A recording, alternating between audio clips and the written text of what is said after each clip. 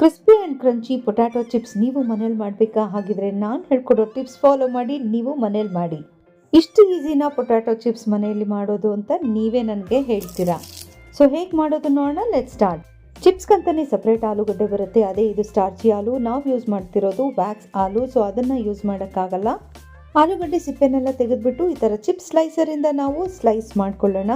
ಇದರಲ್ಲಿ ಮಾಡಿದ್ರೆ ಮಾತ್ರ ಒಂದೇ ಶೇಪ್ ಆ್ಯಂಡ್ ಸೈಜಲ್ಲಿ ಬರುತ್ತೆ. ಈಗ ಒಂದು 10 ನಿಮಿಷ ನೀರಲ್ಲಿ ನೆನೆಸಿಟ್ಬಿಟ್ಟು ಅದಾದಮೇಲೆ ಕಾಟನ್ ಕ್ಲಾತ್ ಮೇಲೆ ಎಲ್ಲ ಹಾಕ್ಕೊಳ್ಳೋಣ. ಕ್ಲಾತ್ ತೊಗೊಂಡು ಒಂದೊಂದಾಗಿ ಒರೆಸ್ತಾ ಬರೋಣ ಸ್ಲೈಸಸ್ನ. ಈಗ ಒಂದು ಸ್ವಲ್ಪ ನೀರಲ್ಲಿ ಉಪ್ಪು ಹಾಕಿ ನೆನೆಸಿಡೋಣ.